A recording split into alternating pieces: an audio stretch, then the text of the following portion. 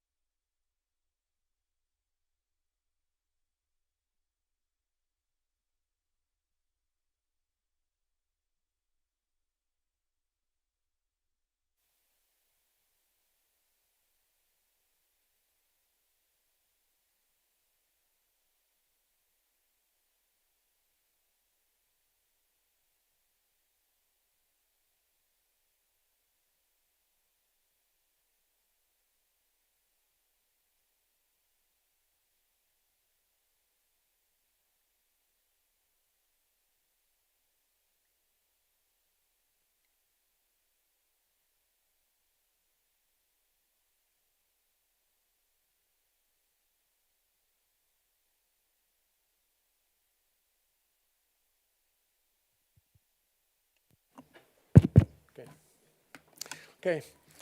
Dear Ambassador Whitaker, dear Ambassador Arrigo, distinguished guests, namely, we have the honor to receive here the State Secretary of Defense from Portugal, Dr. Nuno Pinheiro, dear members of the Portuguese Parliament, senhores deputados, dear ambassadors, chiefs of mission, dear guests, dear friends.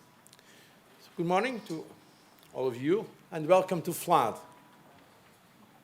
this conversation on the future of the Atlantic Alliance.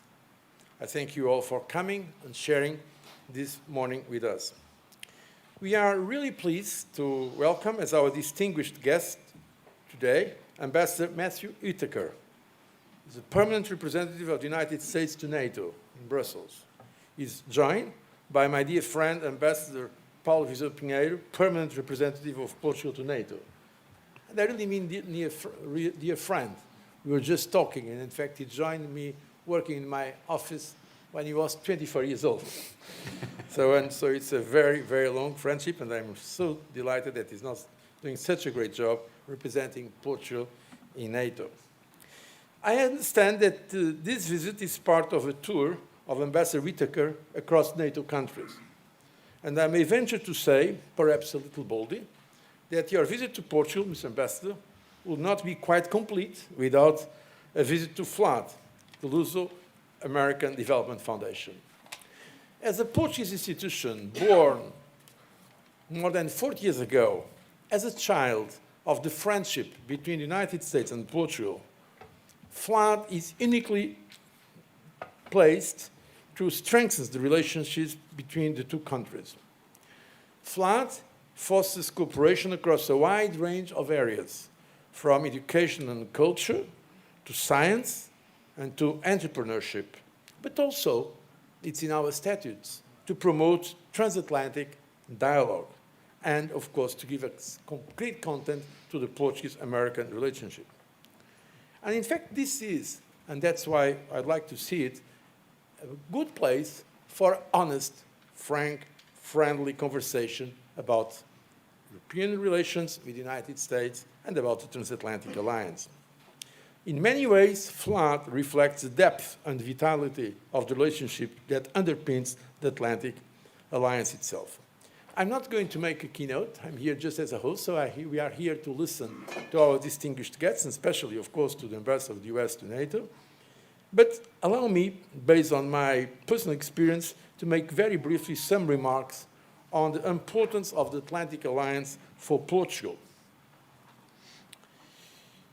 I have the honor to have signed and negotiated the current, still valid, defense and cooperation agreement between Portugal and the United States. That agreement is from 1995. And as foreign minister, I signed it with the late Warren Christopher, then Secretary of State of the United States of America. In fact, last year, we commemorated the 30th anniversary of this cooperation and defense agreement. FLAD celebrated it precisely with a conference in Terceira Island being, of course, the location of the large air base, so important in the relationship between Portugal and the United States. In fact, our new member of the board of FLAD, my dear friend Carlos Costa Neves, that I also welcome here, he is coming from Terceira himself. 30 years is a long time. I remember those days of signing the agreement, engaging with our American counterparts on behalf of the Portuguese government then. And over the decades, even before 1995, I have witnessed many moments in the life of the Atlantic Alliance. Time puts things into perspective. This is why memory is so important. And throughout the years, I was able to witness our alliance values and resilience. From each crisis, we came out stronger. And I'm sure, Ambassador Whitaker, you have seen firsthand Portugal's steadfast dedication to the alliance throughout your visit. As part of its Atlantic vocation, Portugal's relationship with the United States has since the beginning been a cornerstone of our commitment to NATO. Ours is a relationship built on trust, and I underline the word trust, and cooperation across generations, across sectors, and very significantly, involving an enthusiastic and active Portuguese diaspora in the United States. It is this enduring partnership that gives substance to our shared commitments within NATO.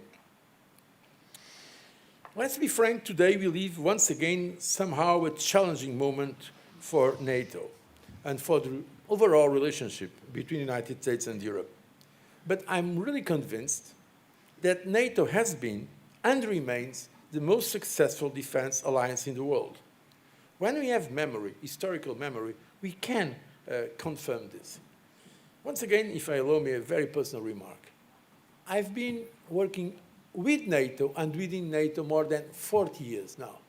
As a very young deputy foreign minister, I participated already in the 80s. In the 80s, I participated in some NATO meetings, including NATO summits, where I was together with the Portuguese prime minister then, representing our country. You may say, my God, you were in NATO in the 80s. So you must be very old. It was not because I'm too old, it's because I was too young at that time. But nevertheless, I have that memory of being in so many ministerial meetings and NATO summits since the 80s. And so that gives the perspective of the relationship, the strategic and the permanent interest of the relationship.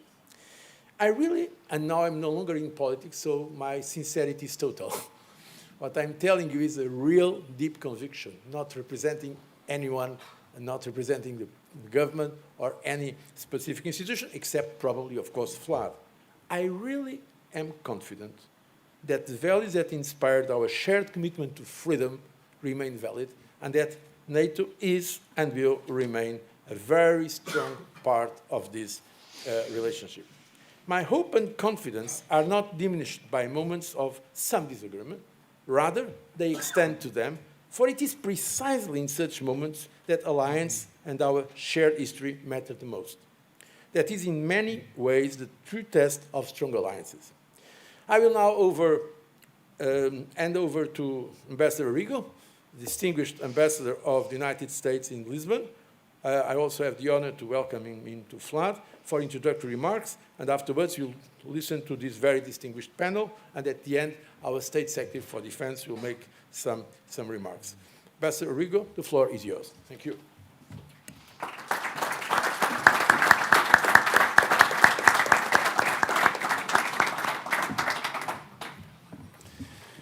Bon dia, good morning. Thank you, President Barroso. Ladies and gentlemen, first let me thank FLAD President Barroso for graciously hosting this morning and for opening the event just now. An event which is one of many this year as we celebrate Freedom 250, commemorating 250 years of American independence. Portugal was one of the first countries to formally recognize the United States. They actually were third because France and the Netherlands cut in line. But other than that, they were our friends from the very beginning. And our relationship has always grown closer and more important ever since.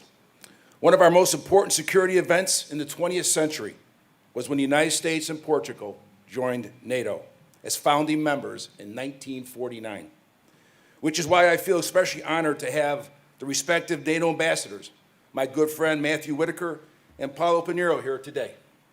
And I want to thank his considerable experience to State Secretary Torres in the room on behalf of the Minister of Defense. Today's challenges require us to adapt while remaining true to our core values. Russia continues to carry out a war against Ukraine. Iran and its proxies are a serious global threat, and China presents an existential threat. Addressing these challenges requires several levels of efforts: strengthening sovereignty, reindustrializing our economies, securing our energy independence, and harnessing technology and innovation, just to name a few. But we all must do this together. As Secretary Rubio says, NATO's strength comes from what each country brings to the table. And Portugal has stepped up in every single way.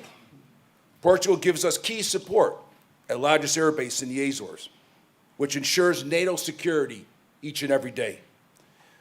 The government reached 2% of defense spending this year, clear on a roadmap to spending 5% by 2035. You are a leader at sea, not a surprise for a country that gave us the world, Vasco da Gama and Prince Henry the Navigator. You host REPMIS each and every year, the world's largest maritime uncrewed vehicle exercise. And you are a leader in the air, contributing to important air policy operations to protect our NATO borders. In sum, Portugal's partnership is invaluable and strong, and together we are building a NATO that is stronger, more capable, and better prepared for the 21st century. Portugal has consistently demonstrated its dedication to our alliance through economic cooperation, defense contributions, and shared commitment to the transatlantic security. I could point to our most recent standing bilateral commission just a few months ago, which I believe was our most productive ever. We expanded our defense cooperation with Portugal by joining the State Partnership Program. We agreed to make our commercial relationship stronger by launching the CEO Forum. And now that Portugal has signed the Artemis Accords, well, the phrase, the sky is the limit, just doesn't apply anymore. The conversation we are here reflects the kind of direct engagement and honest dialogue that makes our alliance so great. Our ambassadors to NATO work daily to ensure the alliance remains relevant, effective, and true to its founding purpose, defending our borders and protecting our people. Thank you, and I look forward to this exchange. Muito obrigado.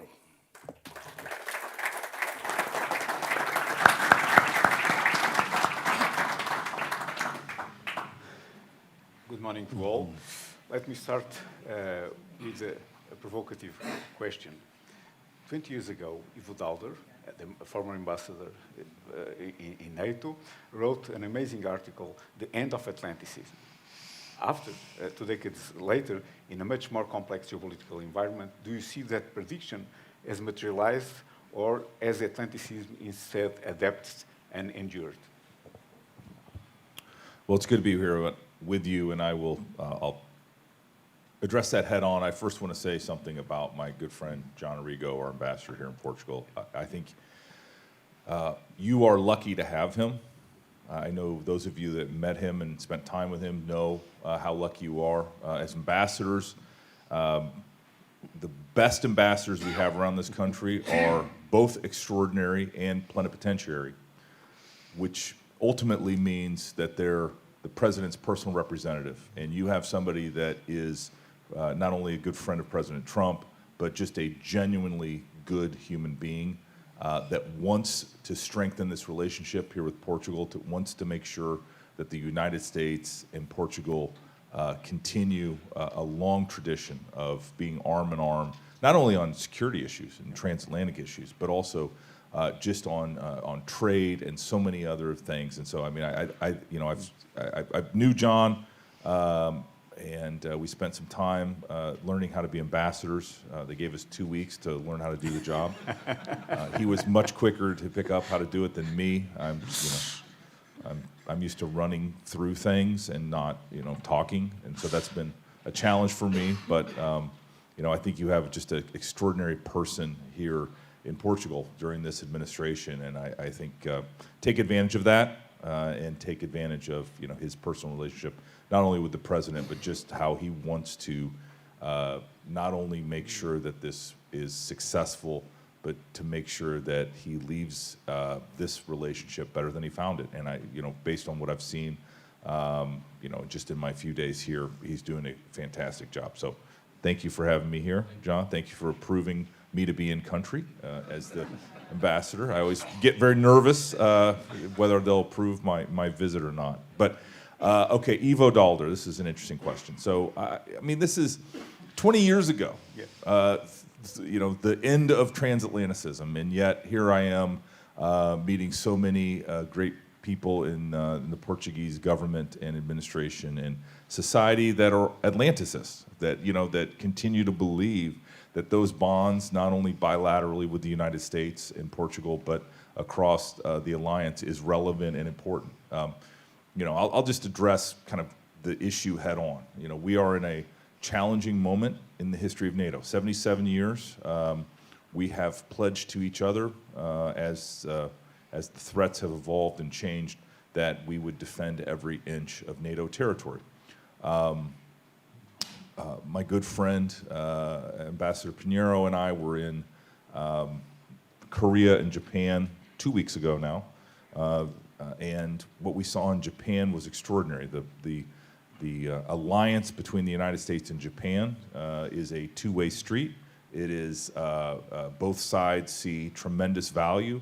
Japan obviously appreciates the almost 50,000 soldiers from the United States Marine Corps, Navy, and Air Force that are resident on the island of Japan, on the islands of Japan, and they support that relationship and that alliance significantly and do whatever it takes.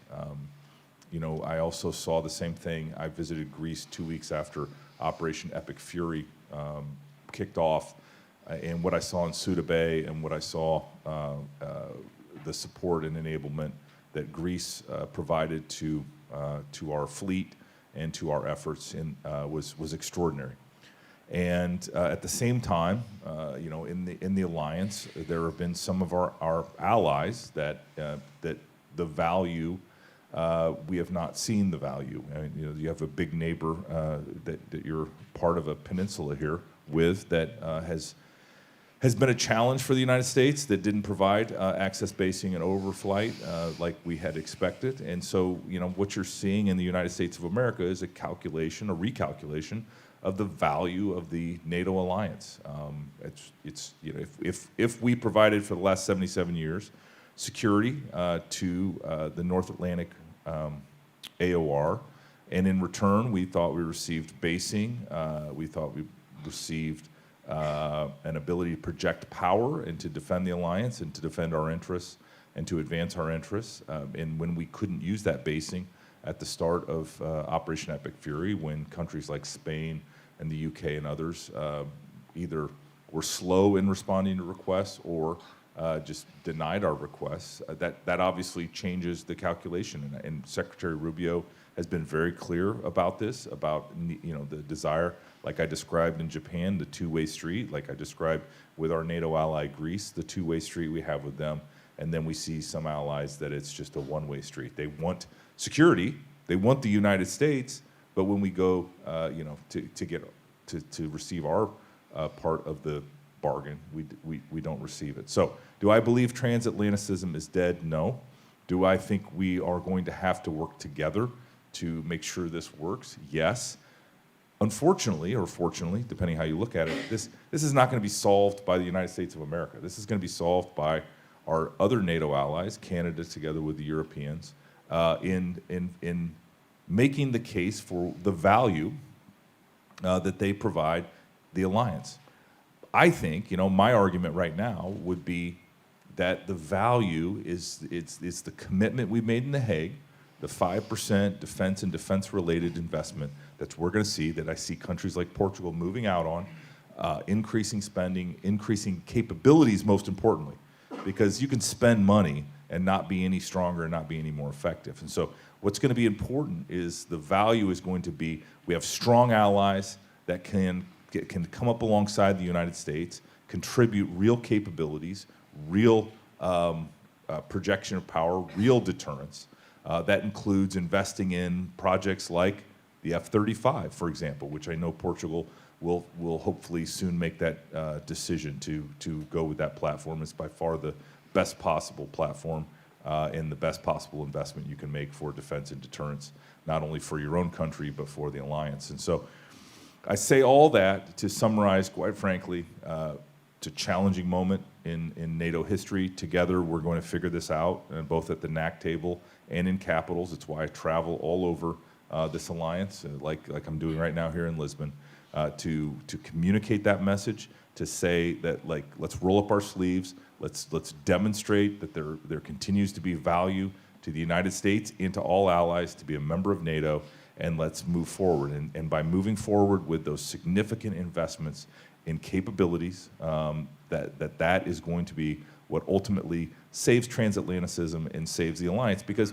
I'll just, on a personal note, as an American taxpayer, as somebody that is certainly squarely aligned with President Trump, has supported him in 3 elections, has been there since really the beginning. of President Trump's efforts to, not only win the Iowa caucuses in 2016 and then all the way through this political journey that we've all been on, is the United States of America is stronger with strong allies. Full stop. I believe that. I'm going to argue that, but I also need our allies to be strong. I can't make that argument. If we don't have strong allies, if we have dependence, then, then you get into that value calculation. So to answer Ivo from 20 years ago, he haunts me. My predecessor lived in my house. I saw him at Munich, and he certainly is somebody that thinks a lot about this. I think transatlanticism continues, but it's going to take all of us to make sure that it continues. But the United States wants capable allies. We want friends, but we want them to be very capable and strong together with us. Thank you, sir. Ambassador Pinheiro, I'd like to have your opinion about the end of Atlanticism. Should I share the No, mic? you Okay, have the so mic. no need for that. Okay, thank you. I was not sure. This happens, that opinion happens 2 years after Iraq, if I remember. And when we see about the Atlanticism, Portugal is a strong Atlanticist country by vocation. Our independence was consolidated going to the Atlantic and going to the seas around and the oceans. So for us, the Atlanticism will be always there. But when we see NATO and we say this jargon is the most successful, by the way, it's not only a military alliance, it's political military alliance. This is not the Warsaw Pact, not the Western version of Warsaw Pact. It's a Paul Mill alliance. And we have in the NAC room in the North Atlantic Council, in Consulendo Libera, that is our motto, which says the nature of this alliance is an alliance, but it's also made of strong states, independent states. Now, when we see, and now we were saying the US is pushing for the Alliance 3.0, which means going back to basics, which is deterrence and collective defense. And the alliance has been, that was during the Cold War, that was our main task. In the meantime, we had the end of the collapse of the Soviet Union, and many people asked for the first time, the NATO big crisis was, wow, there is no enemy. And what happened? And Barroso was at that time also with having as foreign minister, and we know that those discussions were happening. What happened is that NATO was the Paul Mill alliance that had to deal with European conflicts as Yugoslavia. If you remember, the Balkans crisis. We are still there, by the way, being useful in K4. And so this is, we have been changing, but always keeping Atlanticism. Never change. We have Suez Canal. A lot of discussions if the Suez Canal crisis was solved. The US was involved in Vietnam. We had the Falklands. But in any occasion, NATO always adapted, knew the area, its responsibilities, its own area. Sometimes it went out of the responsibility area. In Afghanistan, remember when in 2001, the only time that Article 5 was called upon was about terrorism. And terrorism became the second biggest direct and substantive threat to the alliance, to the Euro-Atlantic space. So we have been adapting and gaining new capacities like conflict prevention with the Balkans, conflict prevention, conflict management, and cooperative security. We built, NATO is not only 32 allies, it's also a web of partnerships that also complement and also help us in increasing our defense, collective defense and deterrence. As you mentioned, the IP4, for instance, is the most close partner right now, one of the most close partners of NATO. Japan, Korea, we were there both, Australia, New Zealand. But we also have the Mediterranean dialogue partners. We have the ICI, will be strong in the next summit. the cooperative, initiative of Istanbul. We have Turkey will host it. So I think in all these occasions, in all crises, changes, NATO always adapted and transformed. So it is a very flexible mechanism, but always keeping the core tasks: deterrence and defense, conflict prevention, and also cooperative security. And we see how important it is. So I don't know if I responded to you, but Yes, thank you, sir. Sir, you already talked about the compromises made in Hague for the 5% of GDP. That's burden sharing. But now we are talking about also burden shifting. How do you see the compromises in Europe, the evolution of the burden shifting? In my mind, as I think about burden sharing, burden shifting, I see it as two sides of the same coin. You know, what has really got my attention right now is what I would say is that happening within Europe, especially European allies, because it's asymmetric right now. We have Germany that is moving out at pace, is going to be spending the 5% by the end of 2029. I mean, that's 3 years from now. I mean, that is a massive remilitarization.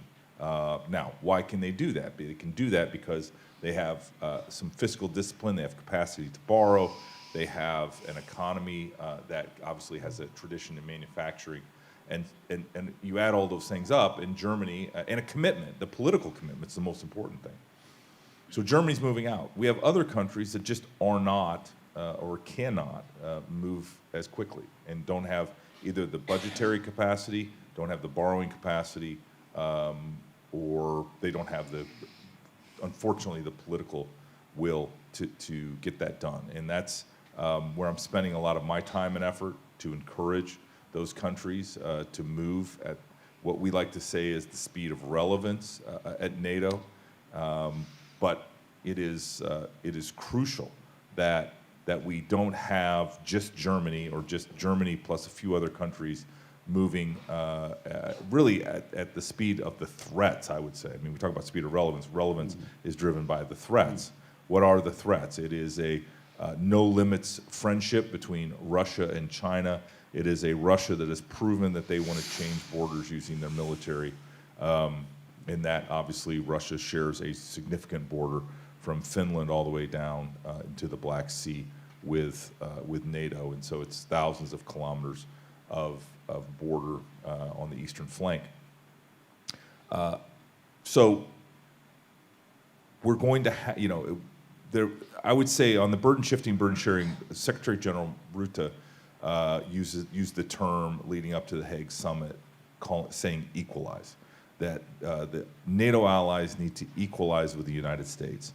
That would be year over year. In addition, that assumes that we're still at the $1 trillion of U.S. defense budgets and not the $1.5 trillion of U.S. defense budgets. If we're just the year over year $1 trillion by the United States on defense, that would be another $400 to $500 billion invested by our NATO allies into their own defense every single year. That puts all sorts of strain on the industrial base. That puts all sorts of strain on budgets and the like. But that's what we're expecting. That, burden shifting, burden sharing. That is equalizing with the United States. That is capabilities, real capabilities. Now, I think there's a lot that we can do with innovation. I think there is, whether it's air defense, counter drone, deep strike, deep precision strike. There's a lot of areas that we don't have to spend $3 to $4 million a shot, and we can get similar results. Obviously, the United States is moving very quickly to solve that challenge because shooting $50,000 Shahed drones out of the air with $4 million Patriot missiles is untenable, and even the Saudis realized that was an inefficient way to spend their money and resources. So ultimately, we're going to have to solve those problems, and I think NATO can help solve some of those problems. And we have 32 countries at the table, all with scientists and engineers and industries that And we have partner countries. You mentioned the ICI, you mentioned the IP4. Ukraine is also relevant in that conversation, and they're the closest to right now where cutting edge and innovation is happening. So we're going to have to take those lessons learned as well. But ultimately, the United States and President Trump expects our allies to move quickly, to equalize with the United States, to take over the conventional defense of the European continent. And my job is, as J.D. Vance described me, as the big, bald Midwestern guy, going to NATO and delivering a firm message. Thank you, sir. So, do you believe that should Europe countries move toward a greater strategic autonomy, or remain structurally dependent within the alliance framework? Is that for Paulo or me? For you, sir. Because I want to hear his opinion on this questions are too. for you. I'm going to be quite frank. I don't think you can be an Atlanticist and believe in strategic autonomy. Because when I hear the word strategic autonomy, that to me means Europe alone. That means that this is this whole discussion, whether it's Prime Minister Carney in Canada or others with their middle states concept. I don't think that is a way forward. To me, it's code for Europe being a jump ball. Somehow we get to this end state where Europe is capable and ready and able to defend itself, and then can align with whoever it wants. I mean, there is no doubt, I'm just going to make the case here in Portugal, there is no doubt if you look around the world and what other alliances offer, whether it's China, Russia, North Korea, Iran, depending on how that turns out, these countries do not offer what the United States offers. First of all, the United States offers more than just a transactional relationship. The United States offers a true partnership, a true friendship, freedom, independence, and most importantly, the values that we all share. And so this strategic autonomy I think it's illusory. Well, first of all, we're never going to get there. The United States is always going to provide the nuclear umbrella. And so, it just is, it can be supplemented by France and England, but it will never be replaced what the United States can do. And so I would be very careful, and I'm not beating up on the moderator because he seems like a nice guy. But I just want to say I don't think it's a helpful conversation for Europeans to dream of a day of this autonomy. And the other thing is I think this is what has happened. I think Paulo is a dear friend. I value his voice at the North Atlantic Council table. But what we saw in the political military alliance is the military piece is strong. I was just over in Lodges. I saw how closely our militaries work together, those relationships. Many of the general officers in the NATO alliance and in Europe are trained in the United States, have gone to school in the United States. There's those bonds in the military are so strong. The challenges are on the political side. And the challenges is, I think what we're really facing is because of the Hague Defense Commitment and Europe saying we are politically committed to this, now all of a sudden they think they're strategically autonomous because they've made a political commitment and not actually made the investments. And so they feel like they can speak up and criticize the United States, criticize President Trump, and say the things that really have not been helpful and have not strengthened those political bonds. And that's how we're going to fix this challenge ultimately. It's going to be Europeans understanding that because they've made a political commitment at 5%, it does not mean that they're strategically autonomous. In fact, nowhere close to being strategically autonomous, nor should they ever want to be, sort of a free agent in the security world. I mean, NATO is an alliance that when we're all strong, when the equalization happens in the next decade or less, especially as I mentioned, Germany's moving out, that is where we're going to get to a place where those bonds are going to be even stronger and tighter. So sorry to push back a little bit on your question, but I'm a lawyer, and so attacking the question is a very easy thing for me to do.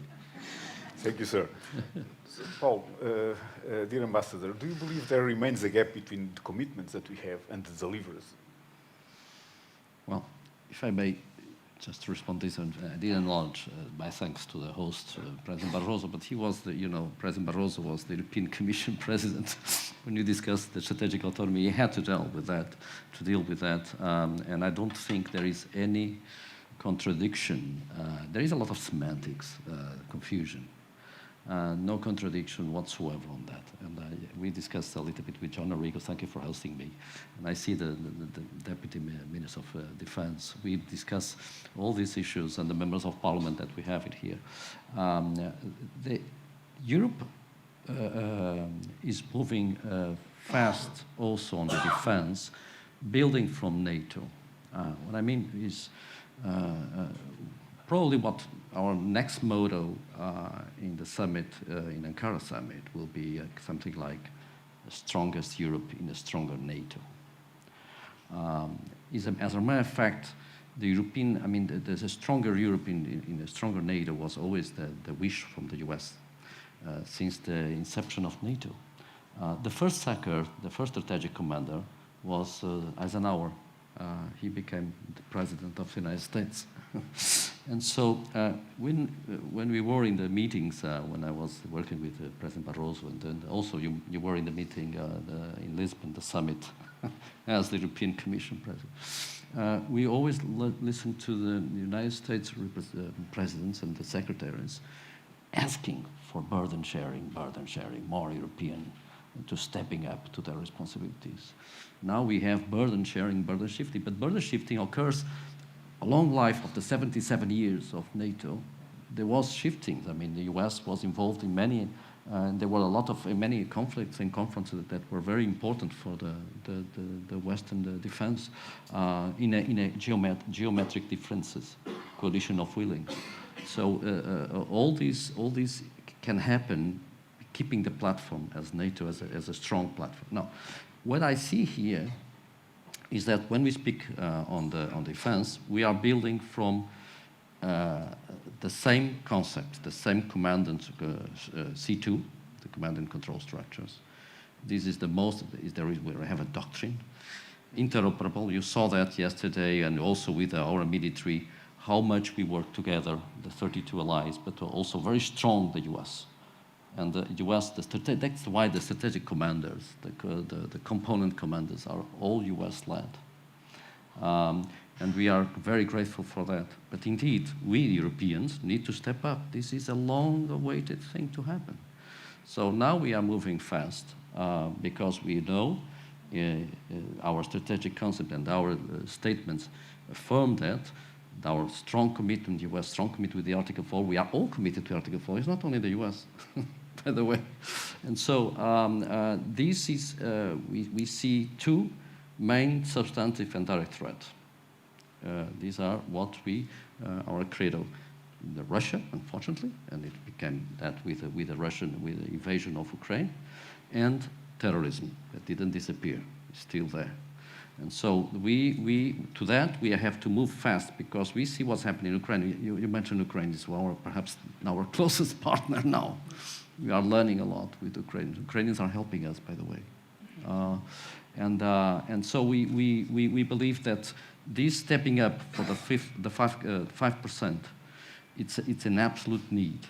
It's an absolute need. It's 3.5% to core military requirements and 1.5% resilience and security. And this is the first time that NATO, the ambition moves up the ambition to solve two problems in the deterrence and defense and collective defense, is bringing defense, but also security. So the 5% is made of these two components, security and resilience as well. Preparing our people, our societies, to be resilient. So that's also civil protection, intelligence, innovation. We are injecting innovation in our defense planning. So when we speak about European defense, don't forget that most of the European countries are members of the NATO, and we have set the most demanding defense planning that ever existed in any in the planet. Now that the defense planning is not soft recommendations. is really scripted. It's something that you have to abide. So we set, in accordance with our regional plans of deterrence and defense, we set capability targets. And these capability targets are distributed for each ally. Each ally has accepted, negotiated these capability targets for the next years. And so this is what we are obliged as European allies, which are also members of the European Union in our case, to move forward. So there is no confusion on that. So our capability targets will be the ones at European, so it's the European pillar. This is what the European dimension, if you want to call it. So the European dimension of defense is built upon the NATO, upon the capabilities, on the defense planning, interoperability, interchangeability, which is a new concept that we are. So each armed force, each country has one single set of armed forces. So this is the demanding, the macro structure will be always NATO-driven. And this is where I think that when I see a lot of noise about this, frankly speaking, it's the reality is that every European allies and the rest, and the European allies that are not European Union allies, members that are not allies, are a few countries, they will also cooperating through the EU-NATO structures of cooperation. We have a lot of staff talks and political talks as well. We never had so intense cooperation as now, which is an. So let's now move to Ukraine. We have a war in Europe. How does this war reshape NATO long-term posture and deterrence model?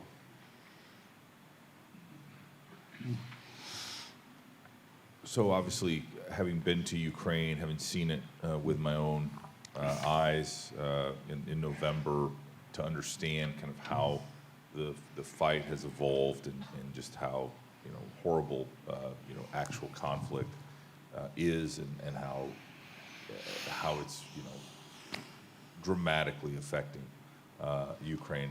That their bravery and their resilience has been just awe-inspiring. Let's just say that. I mean, it's been incredible what they've been able to do over 4 years, now into year 5 of the war, and to continue to hold off and inflict serious consequences onto Russia for the invasion. I think has been just extraordinary. We have tactical things that we can learn on the battlefield of Ukraine, whether that is how autonomous systems are being used, both offensively and defensively, but also how we have strategic things to learn how what does work and what doesn't work when it comes to modern battlefield tactics and techniques. And so all of these are being distilled by our military leaders, and I think are going to make us more effective. I mean, we hear the old adage that you sort of generals fight the last wars, and to try to learn kind of what's happening on the modern battlefield is going to take a lot. It's going to take a lot, and to understand how autonomous systems, how sort of AI overlay. We saw some of that on the targeting in our efforts in Iran. Just how scalable AI can make targeting and collaboration among systems. So we're in a new era.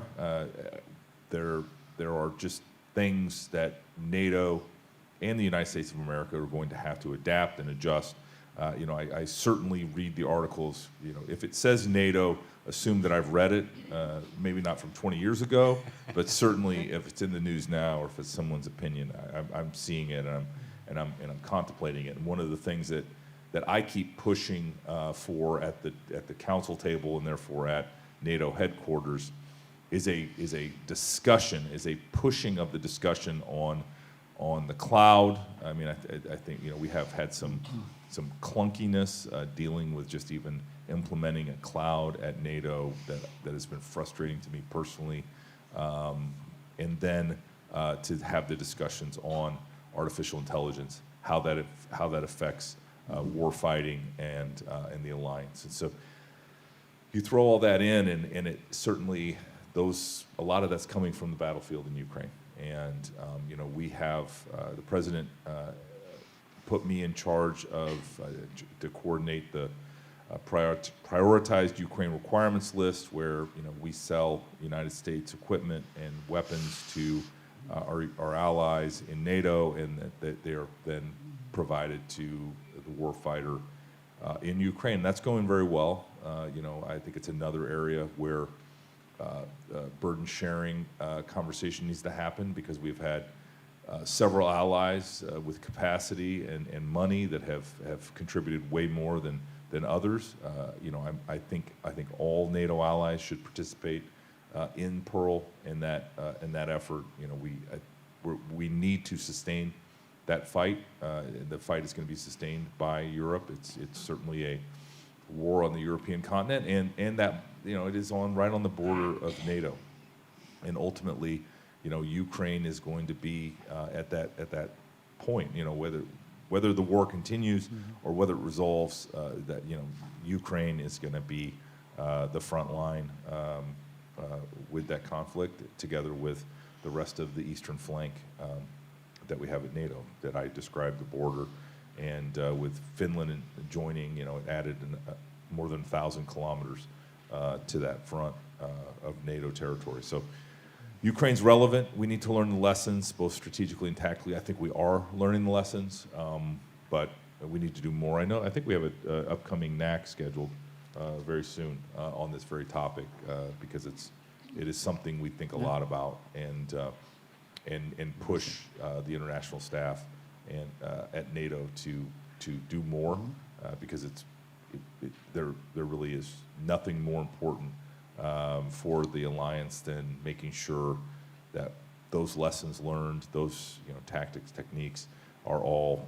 integrated, considered, and the important ones and the useful ones are made part of what we do. So we talk a lot. I talk a lot, I know. No. I'm filibustering. We talk a lot about investments, but tell me, sir, we have a program in Europe at least rearm Europe with 800 billion investment, and we also have SAFE. How does the United States view the role of strategically positioned allies like Portugal? We will rearm. So. Yeah, no, I want to give you a smart answer, because as soon as you start mentioning the EU and the facilities that they've made available for investment in defense, then we have to talk about the exclusionary language, the build by European, the fact that the United States, which makes the best equipment and material on the globe, is excluded from a significant portion of those loan facilities. And we have to do both. We have to ramp up production here on the European continent. There is no doubt we need more capable defense industries in Europe. But at the same time, you don't have them right now at scale, and the United States can and does build a lot and can solve part of that problem. So it is something. Paulo mentioned the kind of ongoing discussion between NATO and the EU, and it's something that I always raise, because we need to make sure that we're not waiting for factories to be built in Europe before Europe rearms. It can't be that. We need to start seeing these investments and these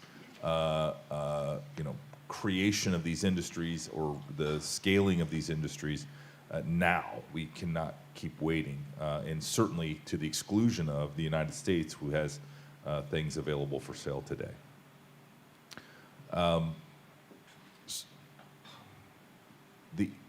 But the EU, to the ambassador's point, is also important, because of the capacity to borrow, the ability to provide resources today to European allies to buy and to become more capable. So, it's a balance that we're going to have to find the right balancing. I think the EU went too far into the buy European and European preference, and we need to make sure that sovereign countries can make sovereign decisions. It's something we see play out in Poland, for example, right now as we speak, and them trying to navigate, because they want to buy American equipment makes perfect sense. It's the best available in the world, and they don't want those restrictions. But we have to. The bottom line is that we have to ramp up industry, most importantly, and we have to do it in the United States. Like I keep talking about this $1.5 trillion Department of War budget. That is going to put a tremendous amount of demand into the system, and these big companies, especially that produce many of these systems, are going to have to ramp up. And at the same time, we need to find a way to do some of these things that I mentioned, whether it's the counter UAS, the deep precision strike, air defense, and many others. We have to find a way to do it in a less expensive but effective way. Ambassador Pinheiro, a word on this and also about the priorities of the Portuguese investment on defense, if you have a word. Right. Thank you. I think Portugal is a living proof where you can be a completely pro-NATO, strong ally, investing in NATO, and at the same time a strong EU member, wanting more European integration. Why? So what we see is that if you want to have a stronger NATO, you need a stronger Europe, as we mentioned. A stronger Europe, we need the EU. I mean, we can say in the defense, for deterrence and defense, NATO is irreplaceable. The Euro-Atlantic. I mean, everything that requires the military requirements, from the hard, for the hard material to soft, to the. By the way, we have new 2 domains, which is besides the land, sea, and air, we have cyber and the space.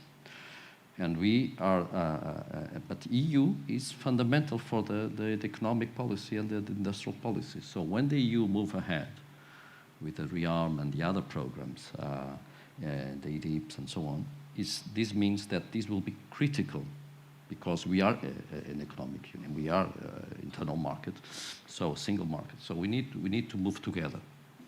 By the way, the 800 billion euros, it's made of big portion of the activation of the escape clause, and which Portugal activated, was one of the first countries to activate that. That will allow to leverage 600 billion. 650 billion.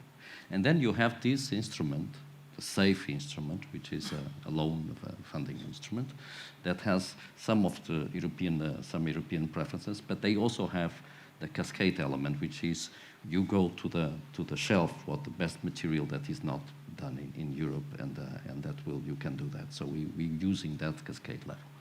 So when Portugal is also using this SAFE funding mechanism on the 5.6, please have the Secretary of Defense around 5.6 billion. And our investments are on the defense are related on basically on the military requirements from NATO.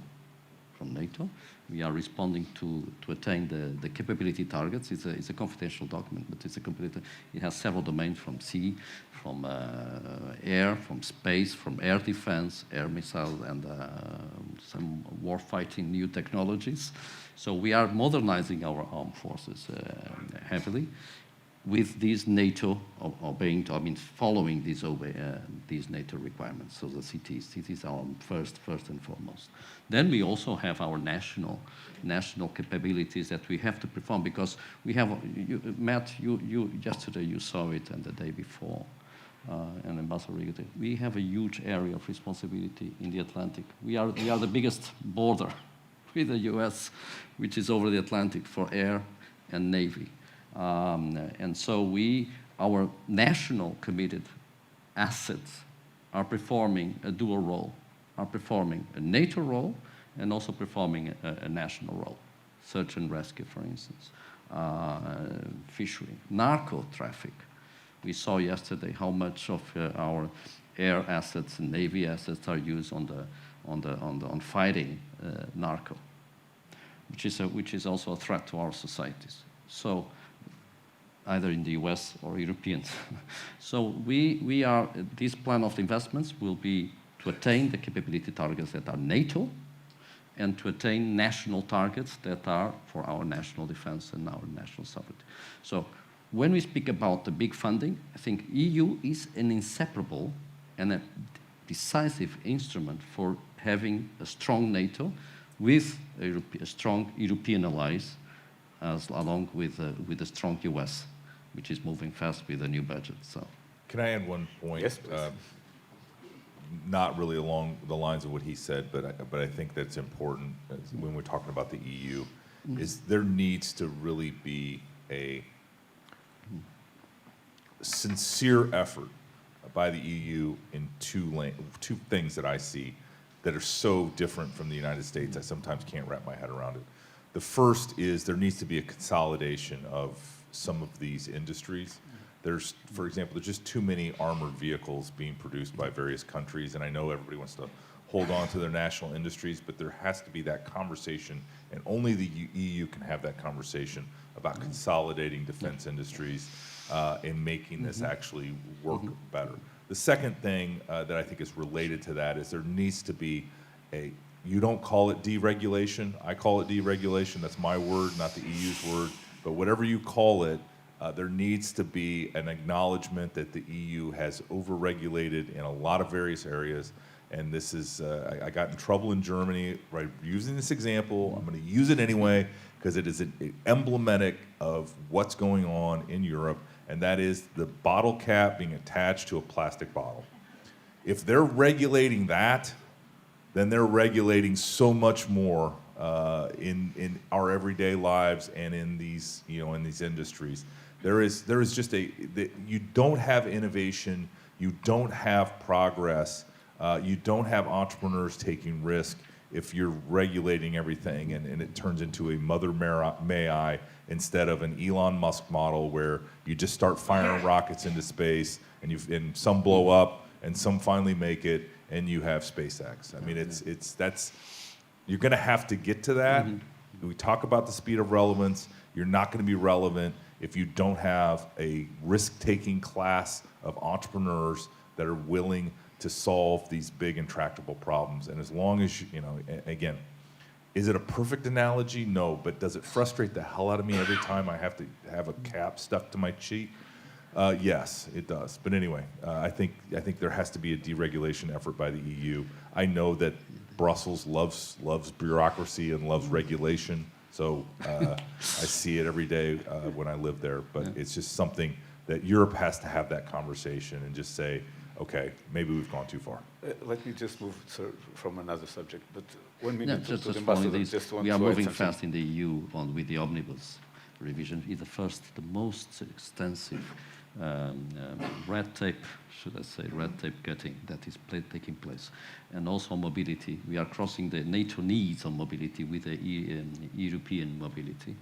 And by the way, we never had so many meetings, bringing Kubilius, the defense commissioner, to the NATO, to our meetings. SecGen, Mark Rutte is always participating in many European, and we now have more than 20 working groups moving ahead. Now we are accelerating this, but it's absolutely right. What Matt Whitaker is mentioning is absolutely right. And for that, we need to ramp up our industry. I should say not only, one of our concerns in Portugal is that we need to ramp up that, we need the premium companies for sure, but we also need the SMEs. And the SMEs are critical to the supply chain, and we discussed that. We saw that also in Indo-Pacific. It's very important that NATO as such, but the US and the European Union will have to work also on the supply chain, in the security of the supplies. We can, with the raw materials, with the critical materials, minerals and rare earth, these are fundamental things that we have to ensure. And that has to be done together in NATO, within NATO, and with the EU as well. Let me now move to another part of the world, sir. We have the growing importance of Indo-Pacific. How is NATO adapting to that challenge? Having just been there 2 weeks ago, I would say that relationship and those conversations are ongoing. There is industrial capacity in Japan and Korea that is necessary to whether it's shipbuilding, whether it's artillery, whether it's air defense. There is certainly a capacity and capabilities that's going to, in the near term, address some of the demand that the 5% commitment out of The Hague has created. Obviously, the United States has been pretty clear that, you know, we will, with our allies in the Indo-Pacific, handle that threat, and we want our European allies to focus on Europe and our North American allies to focus more on North America. You know, the United States has a unique role in having to balance all of these challenges globally, and that's why we need strong allies focused on in places, you know, like I mentioned, in Europe by our European allies.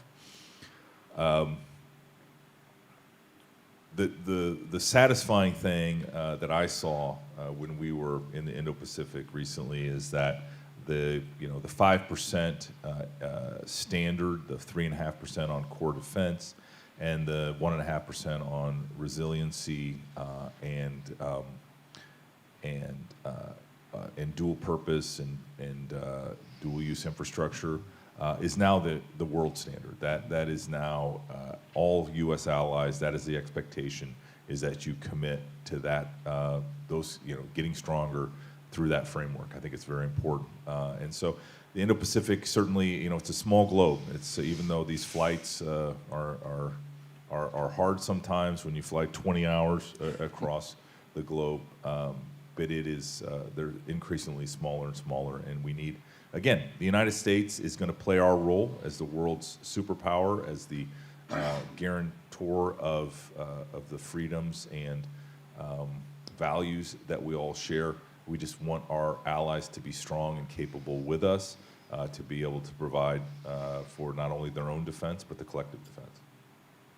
So, one last question for both, and now I start with Ambassador Pinheiro to end up with you, sir. We are looking ahead to the next NATO summit. What is expectable to reach in Ankara? Well, this is still a job in something in progress, and a work in progress that we are working with Turkey, all in the NAC.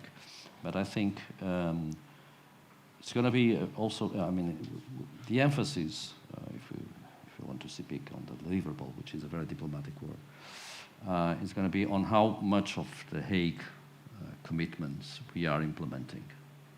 The 3.5 plus 1.5.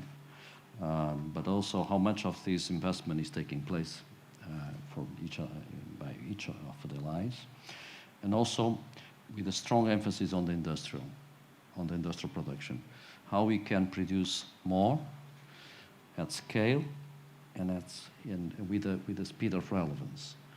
I mean, NATO right now has been a very flexible instrument responding to something that we didn't mention so far, which is the hybrid war, the hybrid confrontation. We are at peace. We are at peacetime, but we are not at peacetime in what regards the hybrid.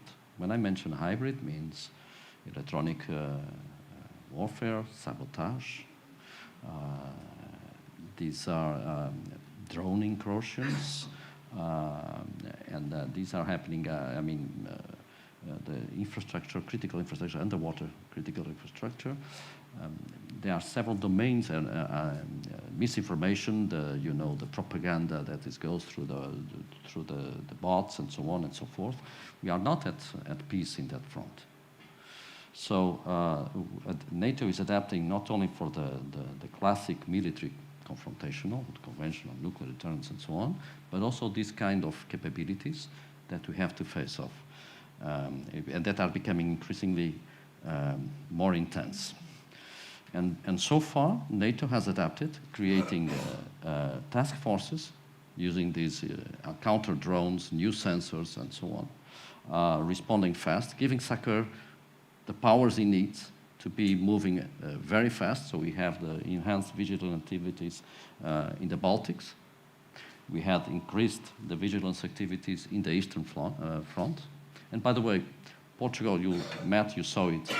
Most of our troops are committed to NATO and are committed in the East.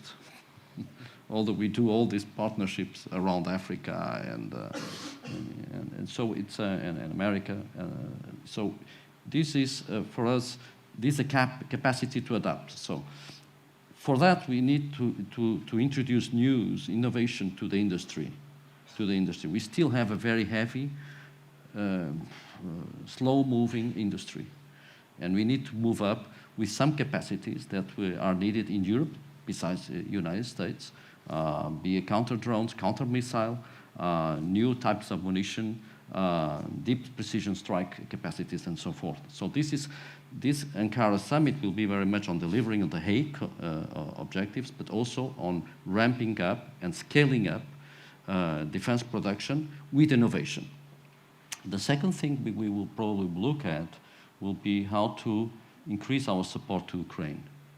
Ukraine is at a time that, as you know, Ukraine has been right now resisting heavily, and in the counteroffensives, people said, okay, I still remember President Barroso that President Putin said to you once that he would take Ukraine in 2 weeks.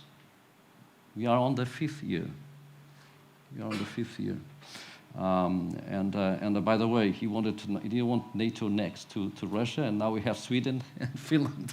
So he had the biggest, and I think that is the biggest deterrence and the collective defense progress that NATO has, is the plasticity of NATO to adapt this. So it's going to be that, Ukraine, for sure, industrial production, and how we implement the Hague. For this, for the burden shifting as well, how we can move with the US, allowing US also to look at the priorities they have for us as well in the Indo-Pacific and the Western Hemisphere, but putting the Europeans finally doing much more than they are doing right now. Sir, now finally for you, what are the main priorities for Ankara? I agree with Paulo.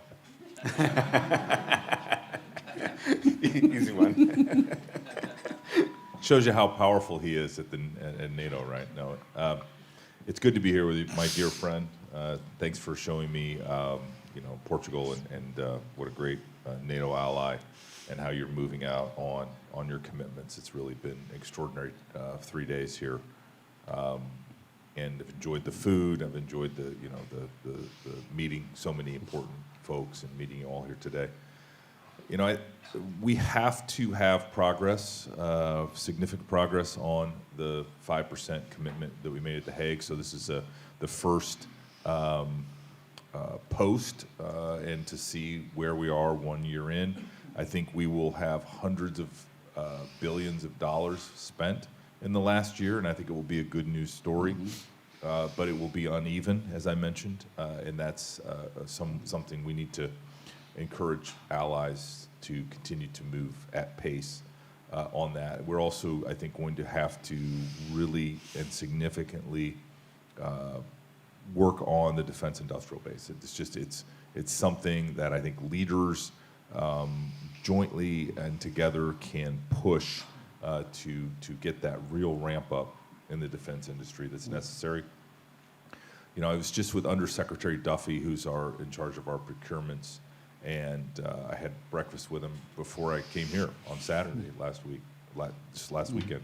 And, we talked about what the big producers are doing, but we also committed to work together to look for opportunities in Europe to take the top 25 systems and munitions and look for co-production joint venture opportunities here in Europe and places like Portugal. So that's something that we'll be trying to drive out of our mission to NATO for the United States that I lead, and really look for those opportunities to, whether it's the developing additional subcontractors and component manufacturers, or that's going to be critical to what we're trying to do.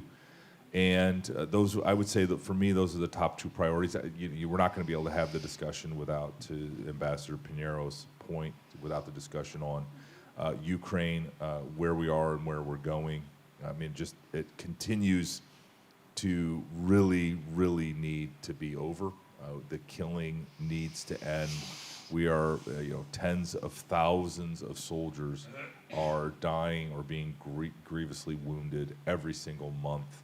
I think the numbers are 35,000 Russian casualties a month now, beyond what they can replace with their recruiting and the investment they're making in their military. But remember, they're spending 10% a year now of their GDP on the war machine, and that needs to be addressed. I mean, as many have said, and I will add my voice, I mean, you think 5%'s a lot, just wait till Russia's on your border, and they're spending 10% a year on their war economy. So, you know, we all need, you know, as our founding fathers once said, you know, John mentioned the 250th celebration of the United States of America's Declaration of Independence. And I think it is as relevant today as it was. You know, our founding fathers said to each other, let's hang together or surely we will hang apart. And I think we, you know, as allies, I think we need to continue to hang together because, you know, we are in the middle of the most important moment in the history of security of Europe, the most important moment in the security of the globe.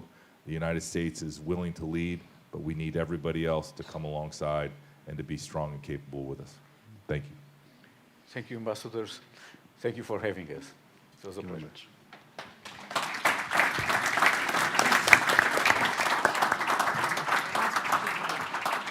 Such a full house that I will ask the distinguished members of the panel to stay some more time here in their chairs, because we are going to, first of all, thank you very much. It was a very informative and substantive conversation and very open conversation. It's exactly the spirit in which we like to have these conversations on the European, and in this case, or sometimes Portuguese, relations with the United States, and of course the Transatlantic Alliance. So, Ambassador Whitaker, thank you for coming to our country, and for the days you spent here. Thank you, Paulo, for sharing also this moment with us, and also for all your help in organizing this event. Thank you also to our moderator, Professor Proença Garcia. And to conclude this session, we have the privilege of receiving also the State Secretary for Defense.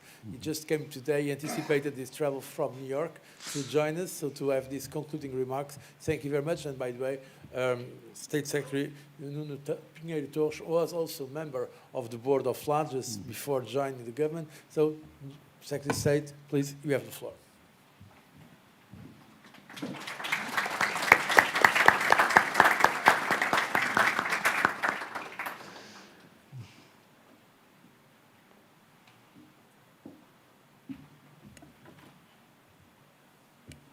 Good morning. Yes, you'll have to excuse my jet lag. I just landed this morning in Lisbon. His Excellency Dr. José Manuel Durão Barroso, President of the Luso-American Development Foundation, Dr. Pedro Peçanha, President of the National Defense Committee, distinguished members of the Portuguese Parliament, Ambassador John Arrigo, Ambassador Matthew Whitaker, and Ambassador Vizeu Pinheiro, and other representatives from the diplomatic corps, civilian and military authorities, ladies and gentlemen, dear friends of FLAD. It's always a pleasure to be back here in FLAD. As it was mentioned by President Durão Barroso, briefly, I was a member of the board, so I still consider this as my home. To talk about the future, to forecast the unknown, is always a challenge. Guessing resembles the craft of fortune tellers with crystal balls or tarot card readers.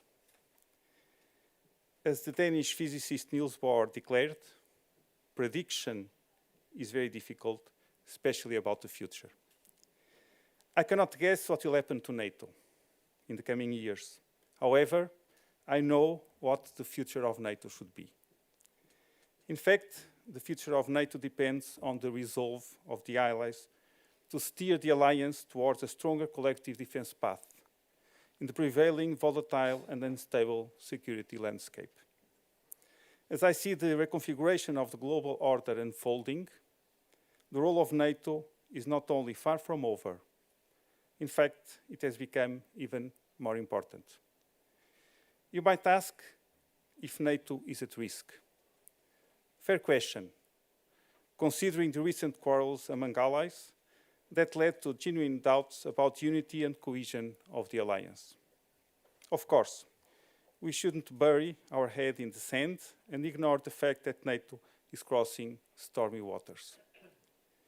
Realism is needed to understand that NATO is just a piece of much larger geopolitical puzzle in a multi-layered power competition in the digital age.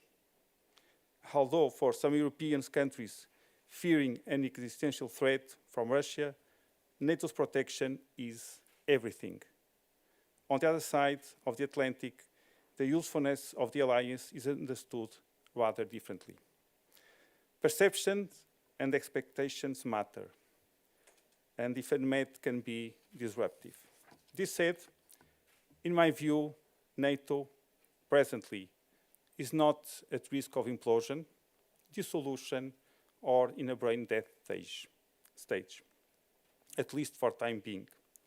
And if European allies commit to do their share of the burden to advance an effective deterrence and defense of the Euro-Atlantic area, then NATO will overcome the current self-destructive internal tensions and might rise even stronger than before. I try to be reasonably optimistic. The transformation of the power distribution within the international society necessarily impacts regional security architectures. And the North Atlantic region is not an exception. So, we cannot expect to have the same NATO today as we had during the years of the Cold War, or even to replicate the years of the victorious NATO after the collapse of the Soviet Union. We are no longer living in those times. In a shifting geopolitical context, NATO must change and adapt to the new multipolar power competition, considering the weakening multilateral institutional framework and the main driving forces of today's dominance. Access and control of fossil fuel energy, extraction and production of critical minerals, including rare earth elements, and digital technology edge. Ladies and gentlemen, NATO, as it was said by President Barroso, is the most powerful, enduring, and successful political and military alliance ever existed. However, the threats and security challenges are different from the ones we faced in the last century. NATO needs to evolve and adapt if it wishes to remain relevant. So, allies cannot get complacent and simply uphold the status quo. For that reason, I believe, along the lines of what Ambassador Whitaker said, the first and most important task within the alliance is to fix the imbalance between what the United States brings to the table in terms of capabilities compared with the total sum of the other 31 allies. At this point, I would like to recall the words of Elbridge Colby, the Under-Secretary of War for Policy in the last NATO Defense Ministerial in Brussels.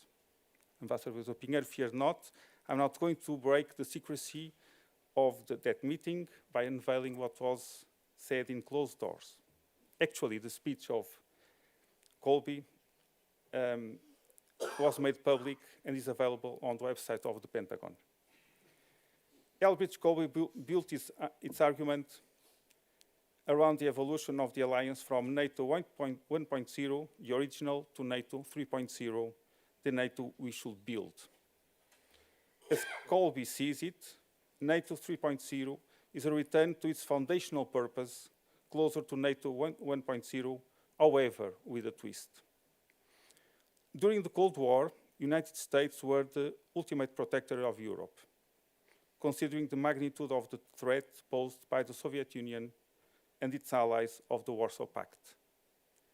Presently, the continental size of European NATO, with 30 allies, of which several former members of the Warsaw Pact, and the wealth of Europe compared with Russia, imposes a different share of burden of the defense of the old continent.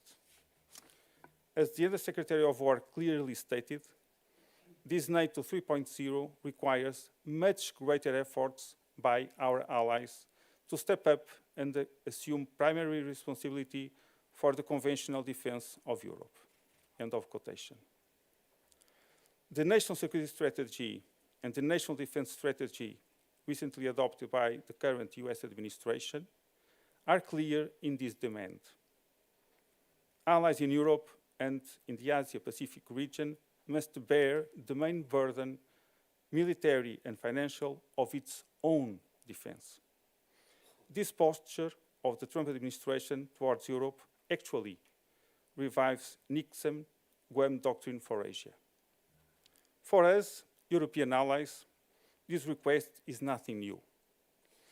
It has been repeated time and time again by the US administrations in the last 2 decades at least. In 2011, the former Secretary of Defense, Robert Gates, in a speech on the future of the Atlantic Alliance, the future of NATO is always a trending topic over time, confessed that he was the latest in the string of US defense secretaries who have urged allies privately and publicly, often with exasperation, to meet agreed upon NATO benchmarks for defense spending. End of quote. Note that Gates was the latest in 2011, and by then he already deemed the situation unacceptable. Finally, 15 years later, we are witnessing some significant progress. Returning to the remarks of Elbridge Colby in Brussels, there is one passage worth highlighting,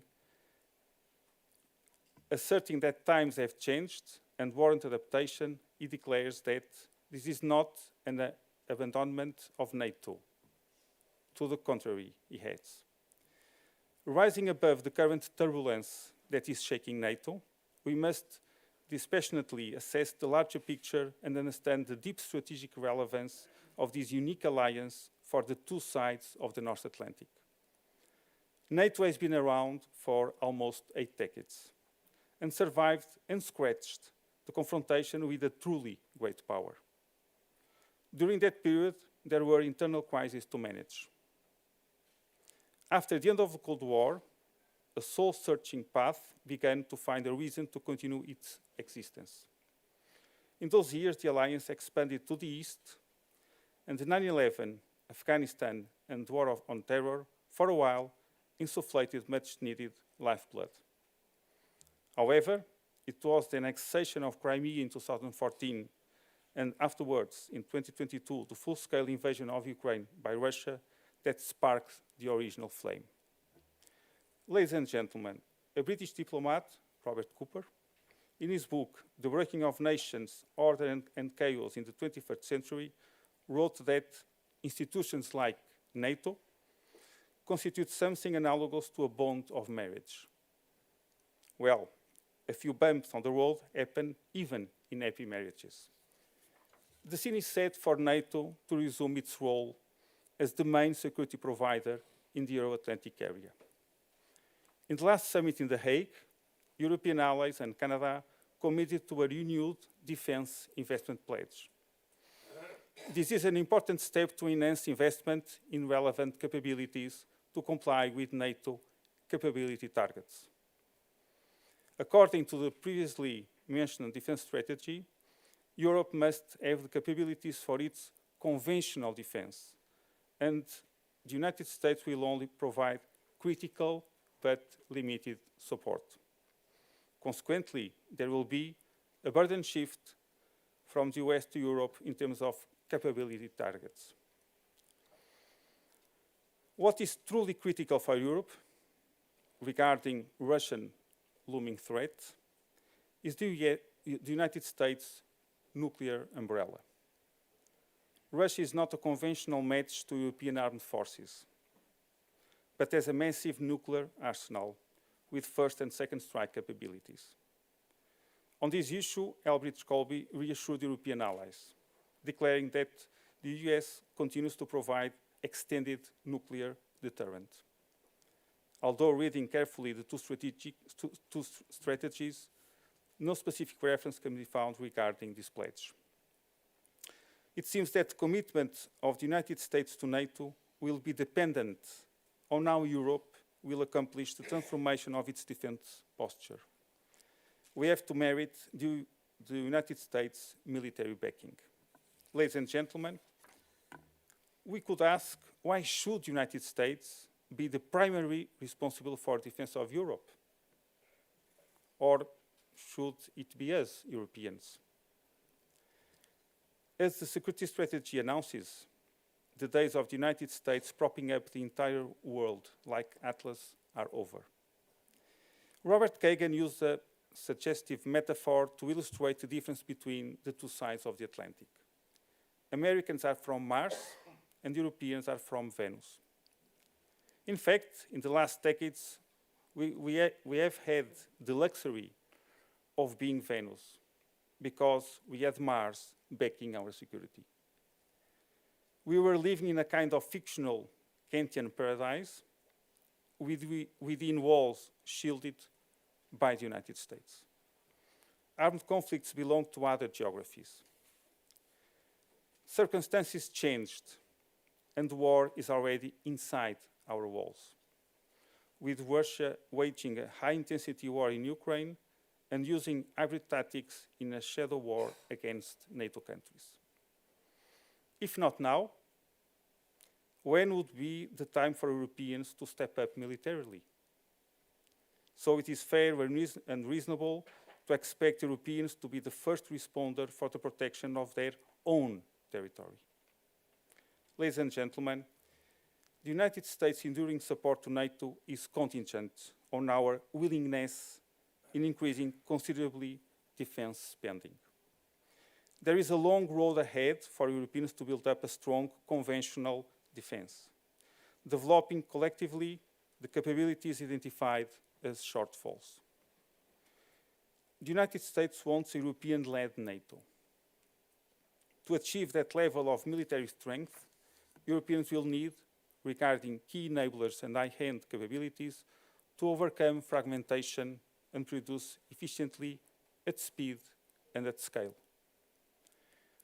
The European Union is providing significant funding for new capabilities. European allies, including Portugal, are rearming, acquiring military equipment to fill critical gaps while complying with NATO defense planning process.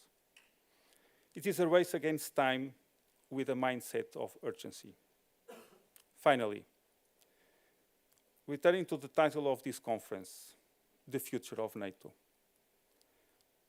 Like an old couple, with occasional disagreements, NATO will endure, whereas it remains valuable for both sides of the Atlantic. In a great power competition arena, allies are a decisive asset. With NATO, the US preserves hegemony on the North Atlantic in their quest for retaining strategic supremacy in the Rimland. And for Europe, it is a deterrence much needed to stop Russia's territorial ambitions backed by its nuclear blackmail. A win-win situation. Thank you.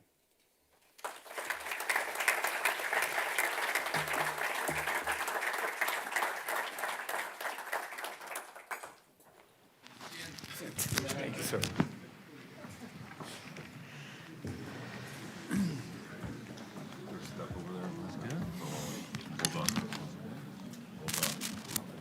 Pleasure, sir. Thank you.